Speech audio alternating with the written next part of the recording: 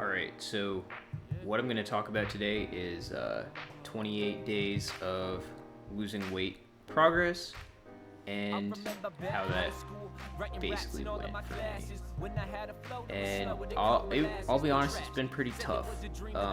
Some days are tougher than others, but if you can see here, here's the date, here's the weight change that I've had, and then this borderline is basically total daily energy expenditure. How many calories do I need to eat in a particular day?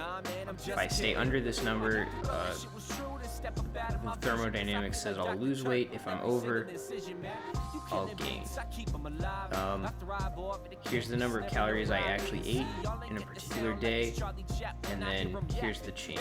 So for instance, on the 17th of June, my borderline was 2040, and I ate 1444, so I had a change of 596. And then just some different notes that I guess some of these might be a little bit personal, but whatever, you're all gonna see it. And overall, most of the times, most of the days where I was under, I did pretty okay. I think that around 17. Let's see what the average of this column is. Hold on. I think the average of this column is about 1730. So I think around the 1700s is pretty reasonable for me.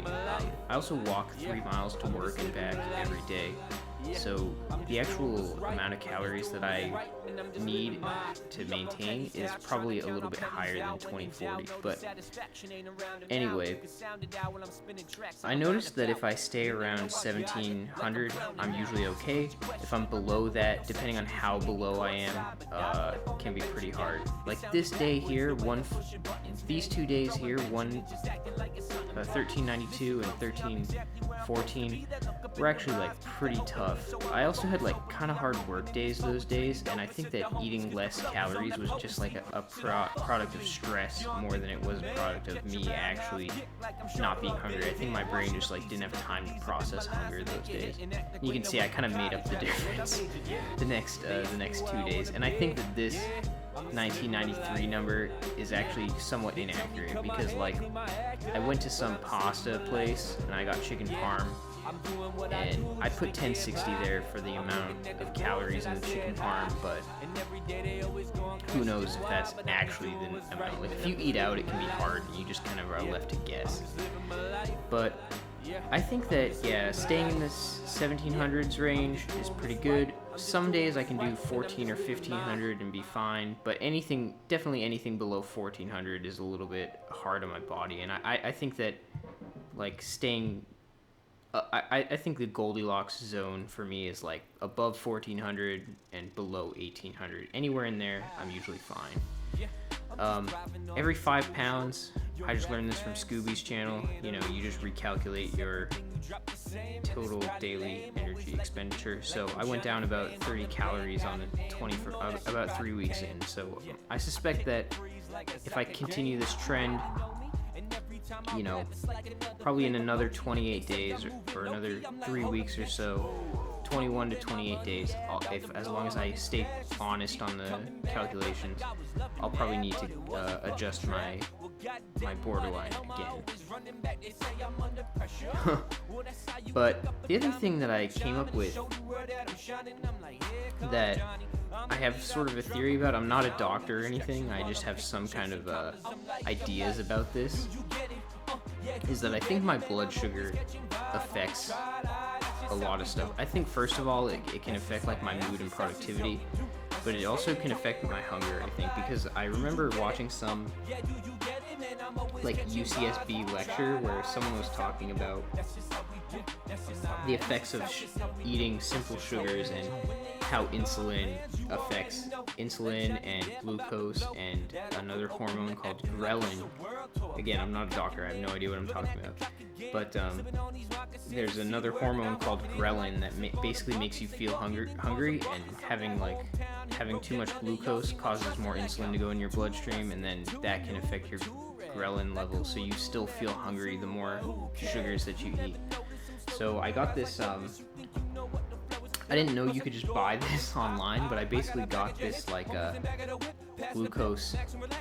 It's like you poke your finger with it, and then you can use this kind of meter to like test your blood glucose levels. And they're a little bit high here, so I'm starting to explore changing essentially what foods comprise of these calories, or like perhaps going back to a macronutrient split, because I actually don't want to get diabetes. Imagine that. And so yeah, if I can maintain the same calories level, but with maybe more fats and less carbohydrates, and definitely less simple sugars, which today was the first day I kind of tracked how much simple sugar I had, which was about 50 grams, so probably could be doing a little bit better. But you know, I went to Faneuil Hall, to this store where like you can get super duper spicy food, and I ordered one that you need a waiver to sign. I tried this like hot sauce that you need a waiver to sign, and I had like a drop.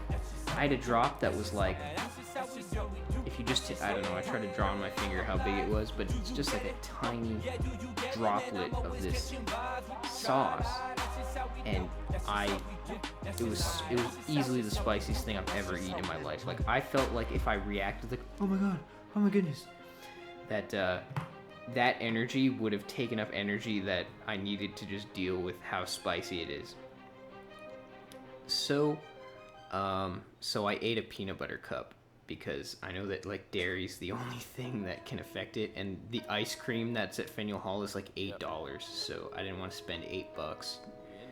So I got a peanut butter cup, and then I also got Honest Tea green tea. I prefer green tea over black tea. I'm trying to stop drinking diet soda, so I'm gonna use green tea and black tea to achieve that. But I kind of like green tea better because green tea has a higher concentration of L-theanine in it, and L-theanine basically like reduces the jittery and nervous effects of caffeine. So, you know, that's kind of where I've been at. I kind of have a weight loss goal that I'm not really going to tell you guys about, but it's basically to lose more weight up to a certain amount. And I think that using data is a good way to achieve that. And you know, you guys get to read like my feelings over here. Why did I think certain days went poorly, like so on. But basically, I'm confident that I'll be able to reach to my weight loss goal. And I guess that's all I really want to say. Biggest things, biggest takeaways: stay above 1400 and under 1800. That's probably a good goal moving forward. Reduce the amount of simple sugar I eat, because I really don't. These are like pre-diabetes level blood sugars over the last 3 days. Hopefully tomorrow morning is not that way, but we'll see if any positive changes occur. And then just keep up with the spreadsheet. I think I did a good job also of not going over too many days. I'm pretty sure this day I definitely went over like these numbers. Sorry, hold on. This 1993, there's no way this is accurate. I think this 1982 is actually accurate, but this one definitely not. And then I went over one other day here. So about 2 days a month I'll go fully over, but I guess 3 here. But in all, pretty successful month in terms of losing weight. Anyone can do this. Anyone can keep a spreadsheet and just go online and like track the number of calories they eat. So hopefully that helps somebody if they want to lose weight, or maybe it just is entertaining for you to watch or not. I don't know. We'll see. See you guys next time.